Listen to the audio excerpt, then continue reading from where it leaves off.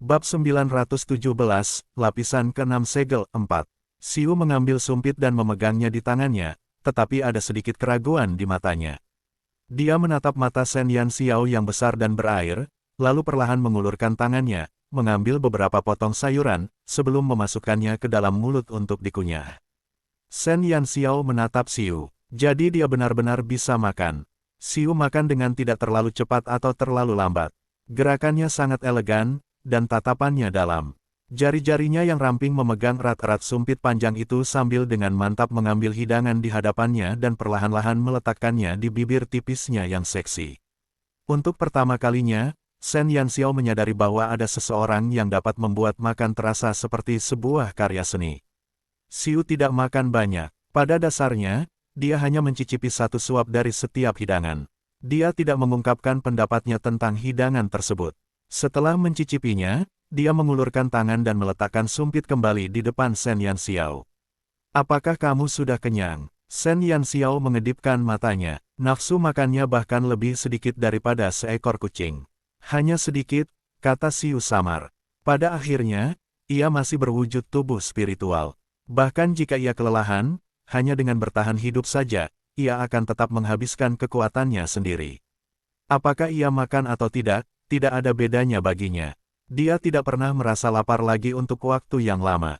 Oh, Shen Yanxiao menganggukkan kepalanya dengan linglung. Dia benar-benar sedikit lapar. Shen Yanxiao dengan tegas meraih sumpit dan makan tanpa basa-basi. Dia tidak menyadari bahwa saat dia memasukkan makanan ke dalam mulutnya, ada sesuatu yang berkelebat di mata Xiu. Shen Yanxiao benar-benar lapar. Sepiring makanan lezat dengan cepat dilahapnya secepat angin kencang yang menyapu daun-daun yang berguguran. Setelah makan dan minum sepuasnya, dia berbaring di meja dengan mata setengah tertutup, tampak sangat nyaman. Mata Xiu bergerak sedikit dan sosoknya langsung menghilang menjadi gumpalan kabut hitam yang dengan cepat menyatu ke tubuh Shen Yanxiao. Sebelum Shen Yanxiao sempat bereaksi, sudah tidak ada bayangan orang tertentu di depannya. "Mengapa kamu pergi terburu-buru?" Shen Yanxiao agak terdiam. Dia masih tidak mengerti mengapa Xiu tiba-tiba muncul dan kemudian tiba-tiba pergi. Dia agak tertekan saat dia menggunakan sumpitnya untuk mengetuk piring kosong yang telah dia sapu. Suara dentingan itu bergema di dalam ruangan. Tatapan mata Shen Yanxiao menyapu ruangan dengan santai, tetapi detik berikutnya, dia benar-benar tercengang. Mulutnya sedikit menganga saat dia melihat sepasang sumpit di tangannya. Tatapannya begitu tajam sehingga seolah-olah dia akan membakar sumpit itu hingga berlubang.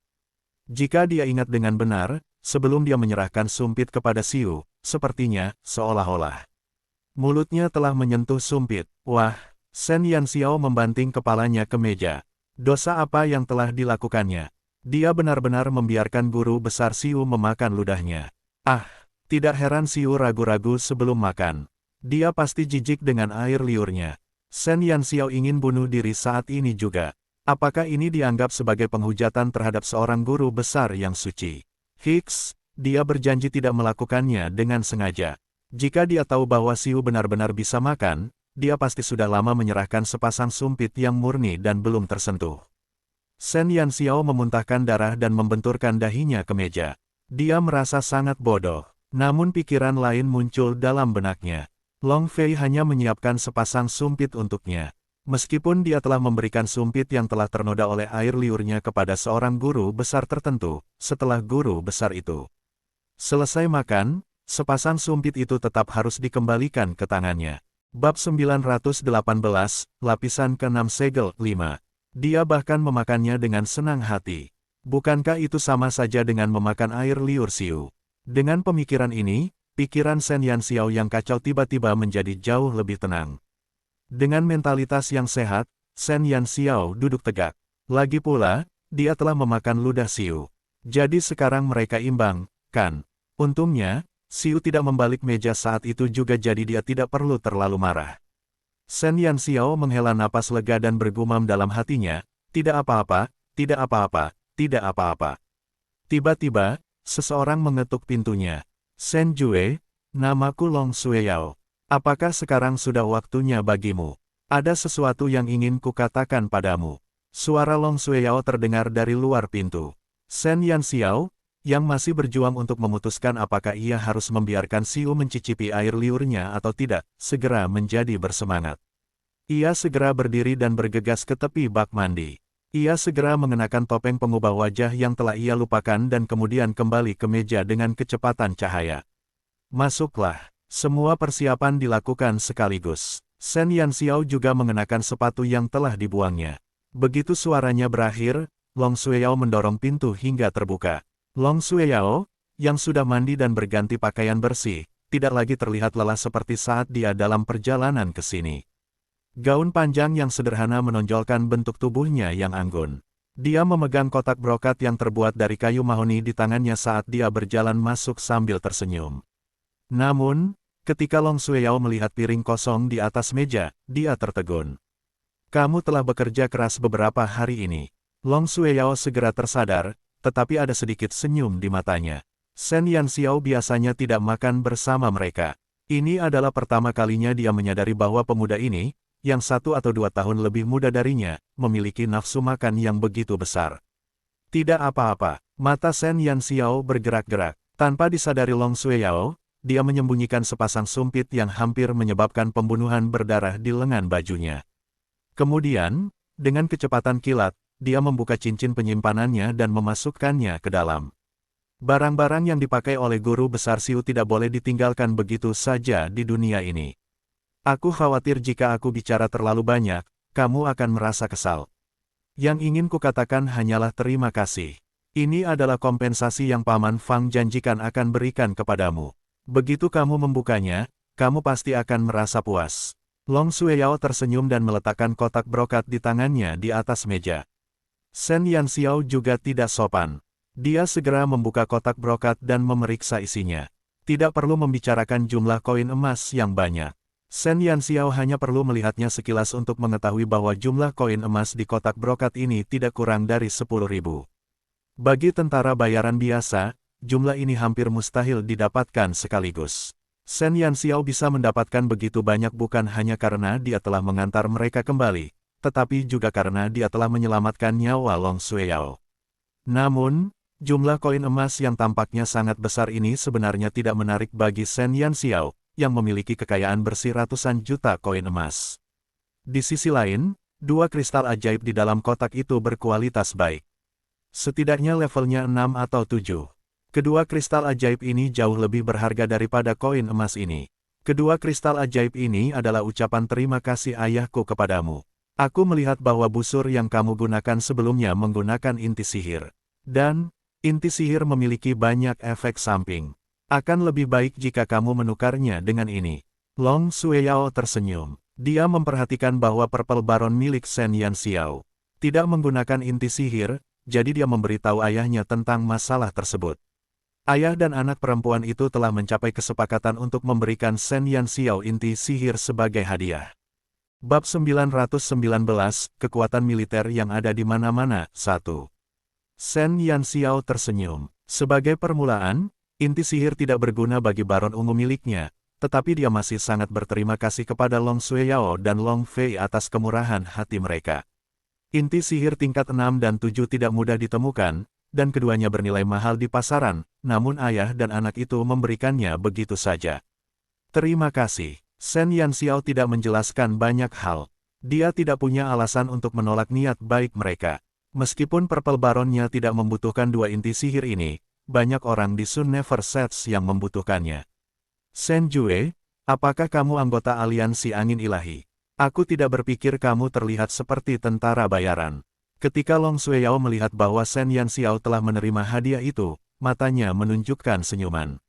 Shen Yanxiao memasukkan koin emas dan inti ajaib ke dalam cincin penyimpanannya sambil menggelengkan kepalanya. Tidak perlu baginya untuk berbohong kepada Long Sueyao tentang masalah ini. Aliansi angin ilahi berbeda dari 3 negara lainnya. Semua warga negara pada dasarnya adalah keluarga tentara bayaran.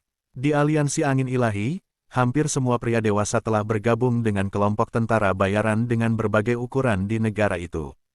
Bahkan beberapa wanita tangguh sering terlihat dalam kelompok tentara bayaran aliansi angin ilahi. Mengenai seluk-beluk orang-orang mereka, aliansi angin ilahi dapat dikatakan telah mencapai puncaknya. Selain itu, Long Fei adalah salah satu dari 5 kepala utama. Sangat mudah untuk menyelidiki identitasnya.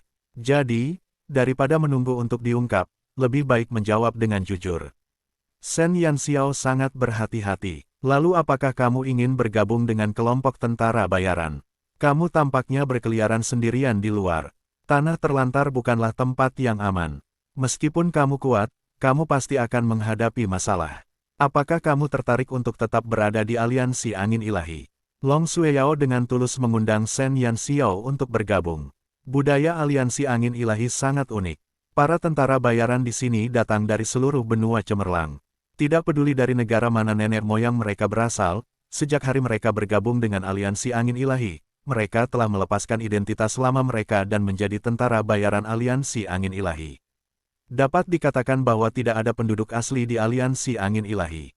Aliansi angin ilahi awalnya adalah negara yang dibentuk oleh berbagai kelompok tentara bayaran besar pada menit terakhir.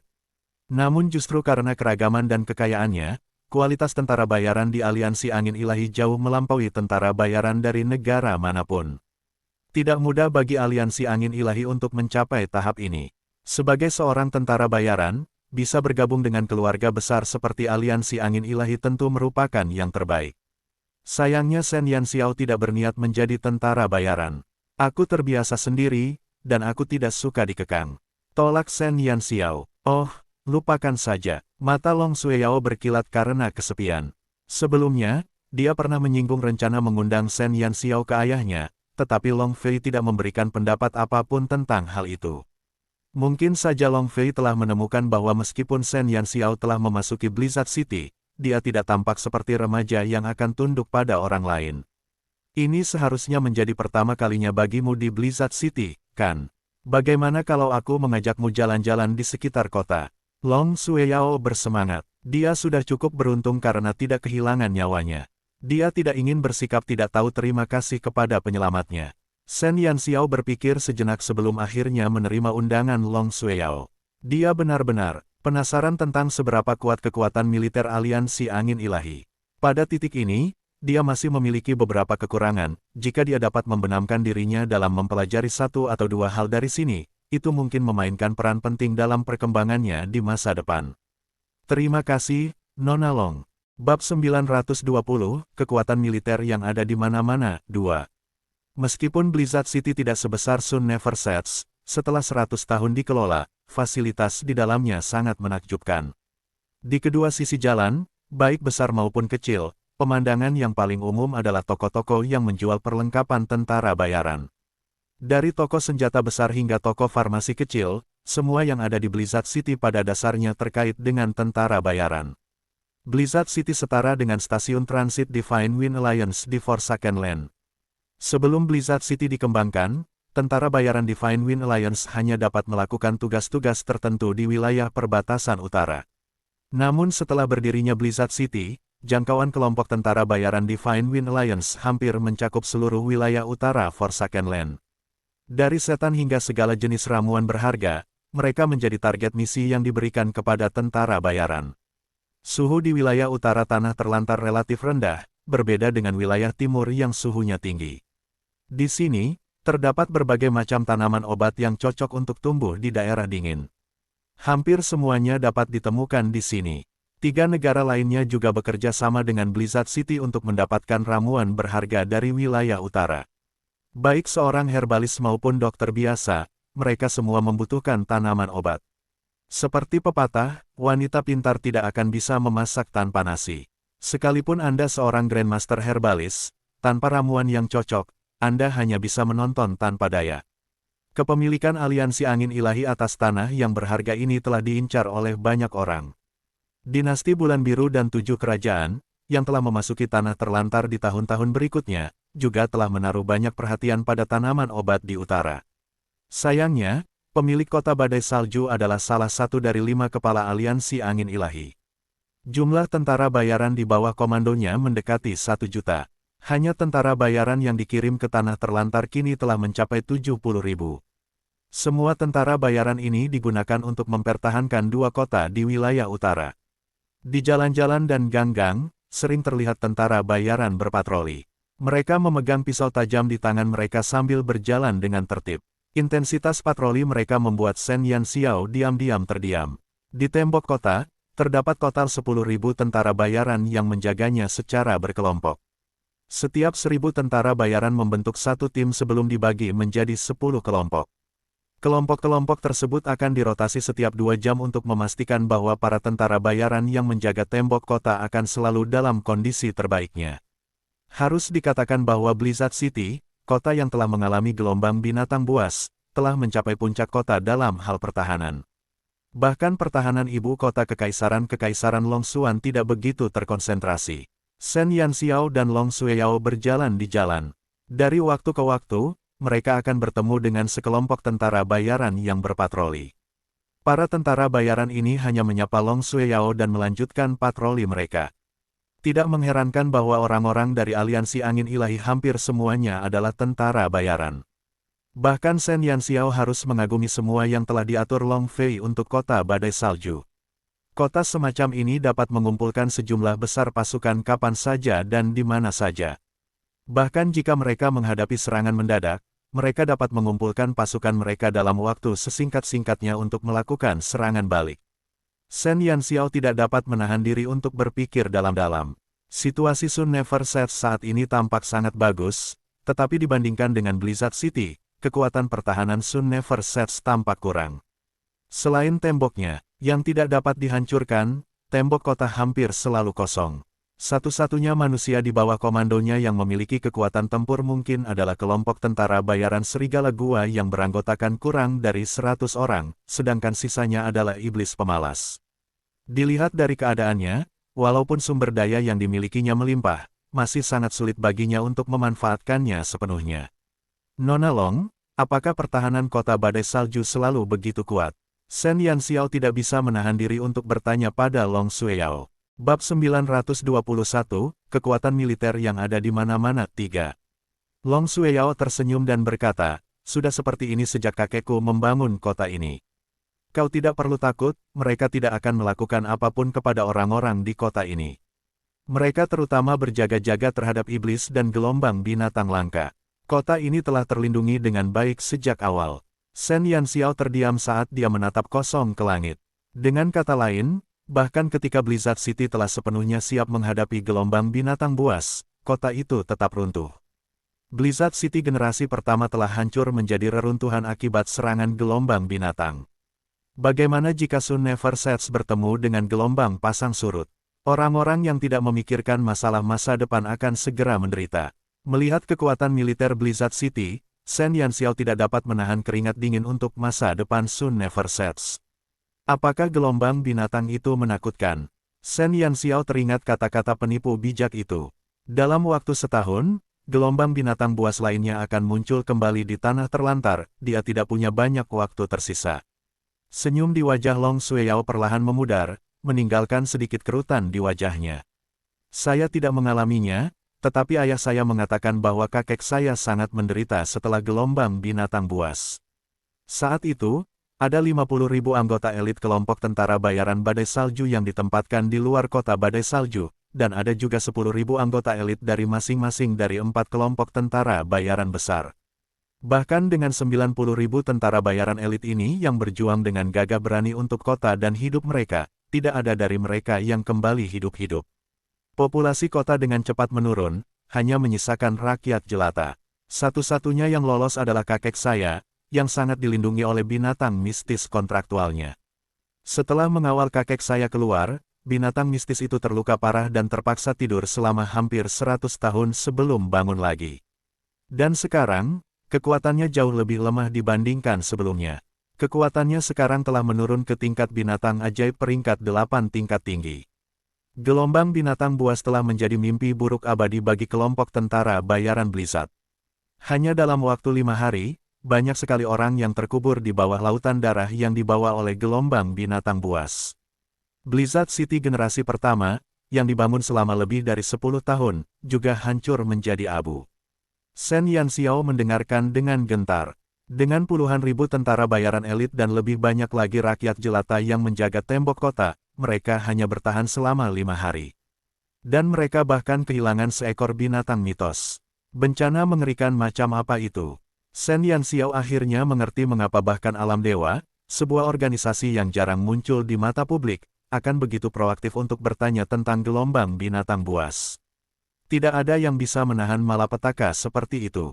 Terlebih lagi, binatang iblis yang menyerang Blizzard City saat itu bukanlah kekuatan utama dari gelombang binatang buas. Hanya cabang yang terputus dari kekuatan utama saja sudah cukup untuk merenggut nyawa ribuan orang dan kekuatan binatang mistis.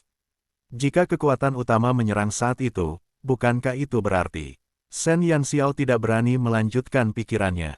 Awalnya, dia mengira bahwa dinding Sun Never Sets yang tak terkalahkan dan 8 binatang mistis di tangannya dapat menahan gelombang binatang buas, tetapi tampaknya dia terlalu naif. Untungnya, dia sudah bertanya sebelum terlambat. Kalau tidak, dia takut masih belum tahu potensi kerusakan yang mungkin ditimbulkan gelombang monster. Gelombang pasang surut adalah mimpi buruk bagi semua orang di tanah terlantar. Untungnya, sudah lama sekali tidak ada gelombang pasang surut. Long Xueyao menarik napas dalam-dalam. Sebagai putri Long Fei, dia telah mendengar banyak rumor tentang gelombang pasang surut dari ayahnya sejak dia masih kecil. Shen Yanxiao tidak dapat berkata apa-apa, karena dia tahu bahwa hanya ada waktu sekitar 1 tahun lagi sebelum gelombang binatang buas berikutnya datang. 100 tahun yang lalu, hanya ada satu kota manusia di Forsaken Land, Blizzard City. Namun sekarang, sudah ada 6 kota. Keempat negara di Brilliance kontinen masing-masing memiliki kota sendiri. Shen Yanxiao bertanya-tanya kota manakah di antara keempat kota itu yang akan cukup malang untuk menderita gelombang binatang buas kali ini. Bab 922, Penyakit Aneh 1. Shen Yanxiao sedang berpikir keras tentang berbagai cara yang mungkin untuk meningkatkan kekuatan militer Sun Never Sets. Jadi, di sepanjang jalan, dia mulai mengabaikan segala sesuatu di sekitarnya, tidak perlu lagi mengamati. Dia hanya mengikuti di belakang Long Xueyao dengan ekspresi serius. Tuan Kota Muda, kedua orang itu berjalan dengan tenang ketika seorang tentara bayaran tiba-tiba bergegas mendekat. Ada apa? Long Xueyao segera menghentikan langkahnya. Dia menyadari bahwa pihak lain adalah tentara bayaran yang bertanggung jawab untuk menjaga istana Tuan Kota. Tentara bayaran itu sangat lelah hingga keringatnya mengucur deras. Dia bahkan tidak repot-repot menyeka keringatnya saat dia buru-buru berkata, Tuan Kota bertingkah lagi. Wakil kepala meminta Anda untuk segera kembali. Apa? Wajah Long Xueyao langsung memucat. Dia tidak peduli untuk menjelaskan apapun kepada Shen Yanxiao saat dia berlari menuju City Lord Mansion. Shen Yanxiao sedikit mengernyit. Saat pertama kali melihat Long Fei, dia merasa bahwa raut wajahnya agak tidak normal. Tentara bayaran ini mengatakan bahwa Long Fei telah bertindak lagi. Apakah dia sakit? Karena Long Fei memberinya kesan yang baik, Shen Yanxiao juga bergegas kembali bersama Long Xueyao. Setelah kembali ke City Lord Mansion, Shen Yanxiao melihat sekelompok besar tentara bayaran berkerumun di sekeliling City Lord Mansion. Melihat lencana kepingan salju perak yang tergantung di dada kanan mereka, dia tahu bahwa mereka adalah tentara bayaran dari Blizzard Mercenary Group. Sekelompok pria berdarah panas ini dengan cemas menghalangi aula utama City Lord Mansion. Begitu mereka melihat sosok Long Xueyao, mereka segera memberi jalan baginya untuk lewat. Shen Yanxiao hanya mengikuti Long Xueyao, dan dari waktu ke waktu, beberapa mata akan tertuju padanya. Semua anggota kelompok tentara bayaran badai salju ini sangat penasaran. Dari mana pemuda yang menemani Tuan Kota Muda mereka ini berasal? Long Xueyao bergegas ke kamar Long Fei. Sebelum dia memasuki pintu, suara gemuruh yang mengerikan bergema di dalam ruangan. Raungan paro itu bagaikan raungan binatang buas, cukup membuat jiwa seseorang gemetar. Long Xueyao segera mendorong pintu hingga terbuka dan masuk. Tiba-tiba, sebuah bayangan hitam menerkam ke arahnya. Shen Yanxiao, yang mengikuti Long Xueyao dari belakang, segera mendorong Long Xueyao ke samping. Dia menopang dirinya dengan satu tangan dan langsung menahan dorongan bayangan hitam itu. Namun detik berikutnya, Shen Yanxiao tertegun. Bayangan hitam yang melesat ke arah Long Xueyao jelas adalah Long Fei yang dilihatnya tadi siang, hanya saja jarak antara Long Fei saat ini dan Long Fei yang dilihatnya tadi siang terlalu besar. Pada saat ini, semua otot di tubuh Long Fei membengkak begitu banyak hingga hampir meledak. Pakaiannya yang tipis robek, dan kulitnya yang terbuka dipenuhi cahaya merah yang mencurigakan. Urat-urat di wajahnya menonjol, matanya merah, dan pupil hitamnya dipenuhi kegilaan. Raungan yang memekakkan telinga terus-menerus keluar dari mulutnya. Telapak tangan Shen Yanxiao menempel di bahu Long Fei, tetapi suhu tinggi di sisi lain membakar telapak tangannya. Shen Yanxiao bahkan bertanya-tanya apakah dia menyentuh orang yang masih hidup atau besi solder.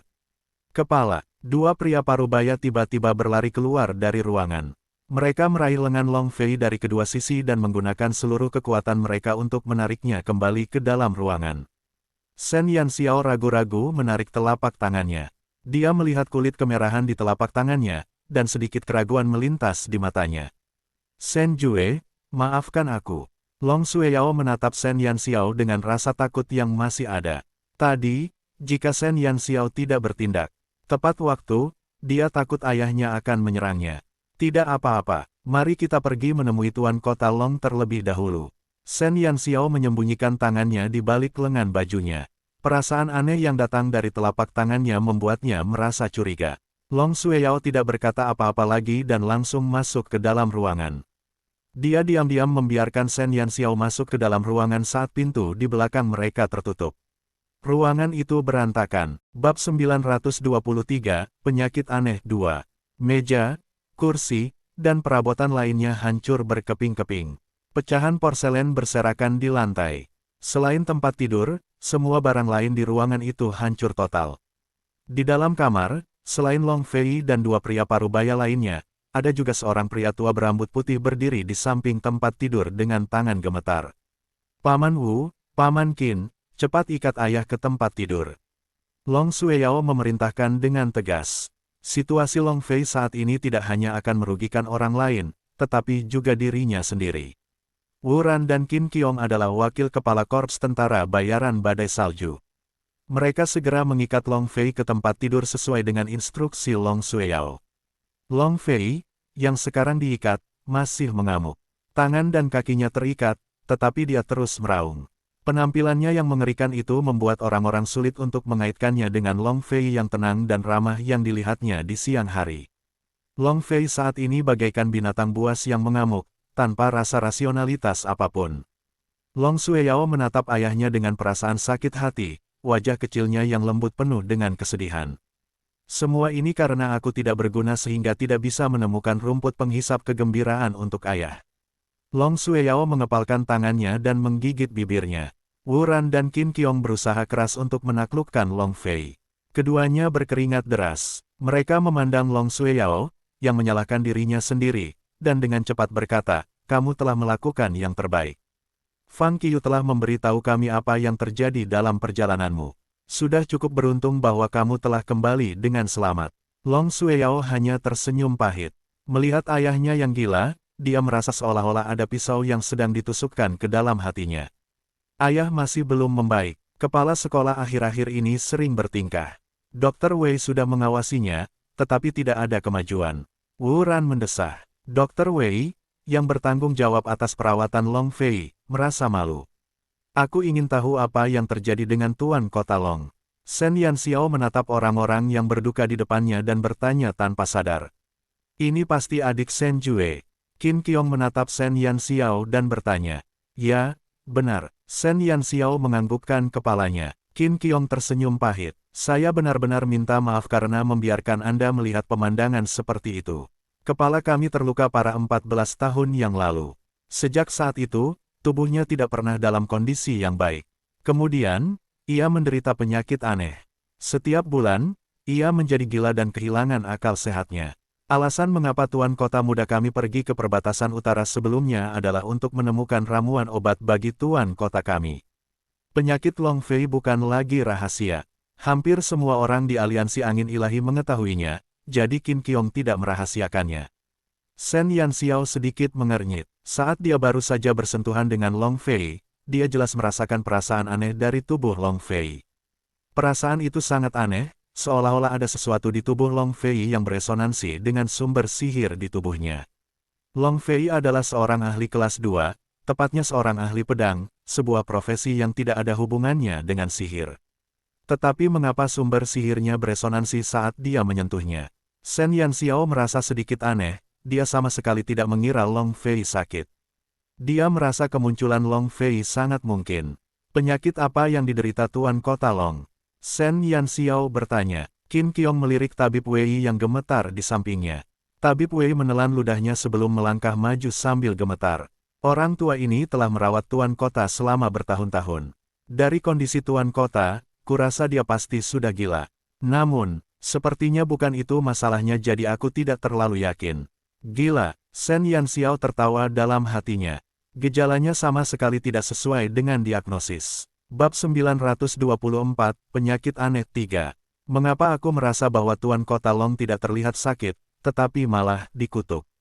Tanya Shen Yanxiao. Terkutuk. Begitu Shen Yanxiao mengatakan ini, keempat orang di ruangan itu tercengang. Shen Jue, apa maksudmu dengan kutukan? Long Sueyao sangat terkejut hingga dia tergagap. Kutukan menakutkan bagi banyak orang, karena hanya ahli kelas 2 di antara para penyihir, yang disebut pemanggil, yang dapat menggunakan kutukan.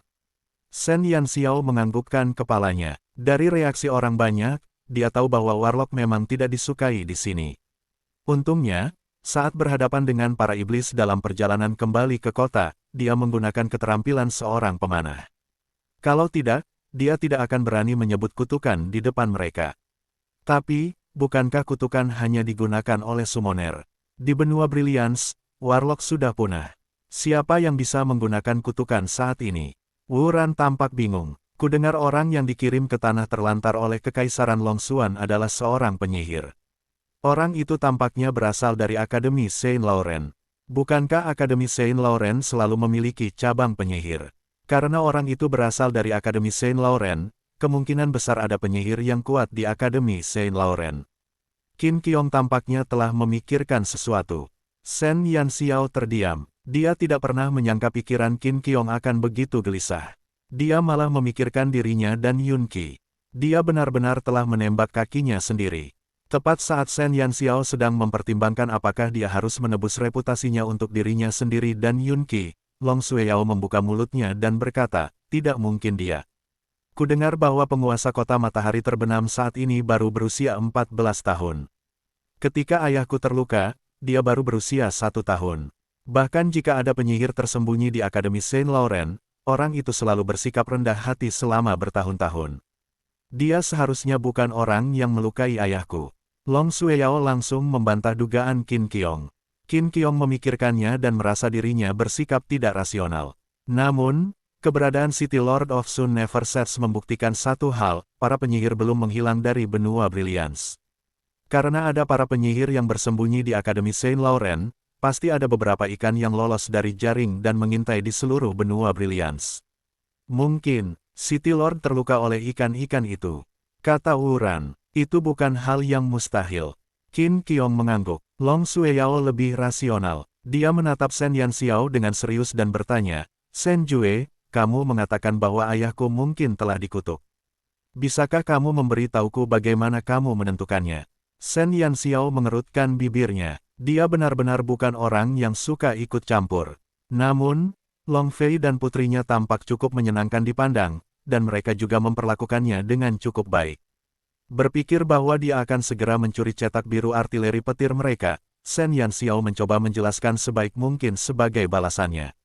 Sangat sederhana, ketika aku menyentuh Tuan Kota Long tadi, aku tidak merasakan munculnya aura pertempuran di tubuhnya. Sebaliknya, aku merasakan aura sihir yang korosif menempel di tubuhnya. Tuan Kota Long adalah seorang ahli pedang sehingga dia mengolah aura pertempuran. Aura sihir ini, jika dia tidak mengolahnya sendiri, pasti telah dipaksakan padanya oleh seseorang. Aku pernah mendengar bahwa ketika seseorang dikutuk, aura sihir yang mengintai di meridian mereka akan memenuhi setiap bagian tubuh mereka. Itulah sebabnya aku memiliki kecurigaan ini. Bukan karena hal lain, tapi demi bakti Long Sueyao, dia akan memberinya sedikit bantuan. Bab 925, Penyakit Aneh 4. Long Sueyao, Wuran, dan Qin Qiong saling berpandangan. Mereka kurang lebih pernah mendengar tentang kutukan, tetapi karena Warlock telah punah selama bertahun-tahun, tidak ada satupun dari mereka yang menganggapnya sebagai biang keladi. Dr. Wei, apakah menurutmu kata-kata adik kecil Shen Jue dapat dipercaya? Masalah ini sangat penting, jadi Qin Qiong hanya bisa berkonsultasi dengan Dr. Wei. Dr. Wei menggelengkan kepalanya dan ragu-ragu sejenak sebelum berkata, saya tidak bisa memahami kondisi Tuan Kota sejak awal. Sekarang setelah adik Sen Jue mengatakannya, sangat mungkin memang begitu. Bagaimanapun, Tuan Kota telah minum banyak obat selama bertahun-tahun, tetapi kondisinya tidak membaik sedikit pun. Selain itu, ketika Tuan Kota berulah, tubuhnya memang memiliki sifat korosif tertentu. Mendengar perkataan Tabib Wei, wajah mereka bertiga tampak semakin pucat. Apa yang sebenarnya terjadi pada ayah saat itu? Paman Wu, Paman Qin, apakah kalian tahu? Long Sueyao sedikit cemas. Dibandingkan dengan penyakit, kutukan lebih mengerikan. Wu Ran dan Qin Qiong keduanya tersenyum pahit. Saat itu, kepala desa pergi sendiri dan dia tidak mengizinkan kami untuk mengikutinya. Kami benar-benar tidak tahu apa yang terjadi padanya saat itu. Selama bertahun-tahun, ketika kami bertanya tentang apa yang terjadi saat itu, kepala desa selalu menghindari membicarakannya. Jika Long Fei bersedia mengungkapkan satu atau dua hal, mereka tidak akan bersikap pasif. Long Sueyao sangat cemas. Jika itu penyakit, mereka masih bisa memikirkan cara mengobatinya. Namun, jika itu adalah kutukan, berapa banyak warlock yang ada di benua itu? Berapa banyak yang dikenal di dunia? Sen Yanxiao, seru Long Sueyao. Sen Yanxiao terkejut. Ke matahari tak pernah terbenam. Penguasa kota matahari tak pernah terbenam, Sen Yanxiao, adalah seorang penyihir. Dia mungkin punya cara untuk menyelamatkan ayahku. Long Sueyao teringat Sen Yanxiao, yang selama ini banyak dibicarakan. Tuan Kota Muda, dia adalah seorang penyihir. Apakah menurutmu dia akan setuju? Wu Ran tidak optimis dengan ide Long Sueyao. Dia benar-benar tidak memiliki kesan yang baik tentang warlocks. Tidak peduli metode apa yang dia gunakan, selama dia bersedia menyelamatkan ayahku, aku bersedia membayar berapapun harganya. Long Sueyao tegas. Dibandingkan dengan Long Fei, yang lainnya tidak penting. Sen Yanxiao berdiri diam di samping. Sebagai orang yang dimaksud, dia berdiri di samping Long Sueyao, mendengarkan keinginannya untuk pergi ke Sun Never Sets. Rasanya benar-benar, sangat aneh, sangat aneh. Tetapi, dia benar-benar tidak tahu bagaimana cara menghilangkan kutukan itu. Dia masih seorang penyihir tingkat lanjut dan masih selangkah lagi menjadi ahli kelas 2. Bahkan jika dia menonjol dan mengungkapkan identitasnya sekarang, dia tetap tidak bisa menghilangkan kutukan pada Long Fei. Hanya ada dua cara untuk menyelamatkan Long Fei. Cara pertama adalah meminta bantuan Yun Qi. Namun, Sen Yanxiao tidak akan pernah memaksa gurunya sendiri untuk tampil di depan orang lain. Cara lainnya adalah menunggu hingga ia membuka lapisan ke-6 segelnya malam ini untuk melihat apakah ia berhasil menerobos dan menjadi ahli kelas 2. Selama ia berhasil menembus tahap kedua, ia akan memiliki cara untuk mengatasi kutukan tersebut. Sayangnya, pikiran Sen Yanxiao tidak dapat diceritakan kepada Long Sueyao. Belum lagi hubungan antara Blizzard City dan Sun Never Sets tidak terlalu bersahabat. Terlebih lagi, dia baru saja membicarakan kemungkinan itu adalah kutukan, jadi jika dia tiba-tiba mengatakan bahwa dia bisa menyelesaikannya, bahkan jika Long Sueyao tidak mencurigainya, Wu Ran dan Qin Qiong akan curiga bahwa dia memiliki motif tersembunyi. Sulit untuk menjadi orang baik. Ini, tidak perlu terburu-buru untuk saat ini. Situasi Tuan Kota Long saat ini tidak cocok untuk bepergian jauh. Belum terlambat untuk menunggu sampai Tuan Kota Long pulih. Selain itu, Nona Long, sebaiknya Anda bertanya kepada ayah Anda mengapa dia terluka. Bagaimanapun, kutukan hanyalah tebakan saya. Sen Yanxiao mencoba menenangkan situasi yang menegangkan. Bab 926, Segel. 1. Baiklah, Long Sueyao menghela napas. Setidaknya dia punya petunjuk mengapa ayahnya bersikap seperti ini sekarang. Sen Jue, terima kasih. Long Sueyao mengucapkan terima kasih kepada Sen Yanxiao dengan tulus. Jika bukan karena kata-kata Sen Yanxiao, dia khawatir mereka tidak akan pernah tahu tentang kutukan itu. Sen Yanxiao menggaruk kepalanya dan tidak menjawabnya. Jangan berterima kasih dulu padaku. Aku akan mencuri cetak biru untuk artileri guntur malam ini. Long Fei berjuang cukup lama sebelum akhirnya pingsan. Long Sueyao dan dua orang lainnya sibuk mengurus Long Fei, jadi Sen Yanxiao dengan patuh keluar terlebih dahulu. Kembali ke kamarnya, Sen Yanxiao pertama-tama memakan makan malam yang dikirim oleh para pelayan dan kemudian naik ke tempat tidurnya. Siu, sekarang buka lapisan ke-6 segel itu untukku.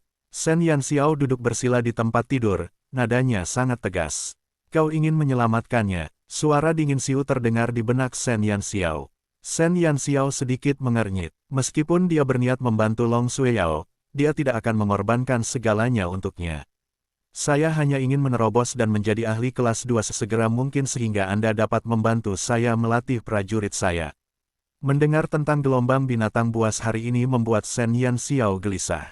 Dia tidak punya banyak waktu untuk mempersiapkan diri. Terlebih lagi, masih ada waktu 1 bulan lagi hingga hari ke-7 bulan ke-7. Dia masih berharap bisa mengalahkan geng di dalam kompetisi penguasa kota 4 negara. Meskipun kekuatan geng didapat diabaikan, sekarang setelah dia melihat Long Fei, pikirannya tidak sesederhana itu. Long Fei adalah pendekar pedang sejati. Dia pasti akan berpartisipasi dalam kompetisi. Kekuatan penguasa kota Twilight City dari Seven Kingdoms tidak diketahui. Shen Yanxiao memperkirakan bahwa kekuatannya tidak akan terlalu buruk. Shen Yanxiao ingin menekan semua orang dalam persaingan keempat kota dan mendapatkan lebih banyak keuntungan untuk kotanya. Dan karena dia ingin menghindari ketergantungan pada Vermilion Bird, dia harus meningkatkan kekuatannya lebih jauh. Banyak hal yang memaksanya untuk menerobos promosi kelas 2 dengan cepat. Bahkan tanpa masalah Long Fei, dia masih akan menerobos malam ini. Baiklah, Xiu menyetujui dengan sangat lugas. Shen Yanxiao memejamkan matanya dan diam-diam menunggu segelnya terbuka. Akan tetapi, saat dia tengah mempersiapkan jantungnya, dia jatuh koma sedetik kemudian. Setelah Shen Yanxiao tertidur, kabut hitam diam-diam mengalir keluar dari tubuhnya dan mengembun di depan tempat tidurnya. Xiu menyipitkan mata emasnya dan menatap Shen Yanxiao, yang sedang berbaring lemah di tempat tidur. Lengan rampingnya terentang, mengangkatnya dari tempat tidur dengan satu tangan. Tangan lainnya langsung menarik lengan kanan Shen Yanxiao, memperlihatkan 7 bintang mengunci bulan di lengannya. Setahun yang lalu, totem penyegel itu redup dan tak bercahaya. Sekarang, totem itu digantikan oleh 5 tanda merah terang, masih ada 2 yang belum berubah menjadi merah. Hanya 2 dari 7 lapisan yang tersisa.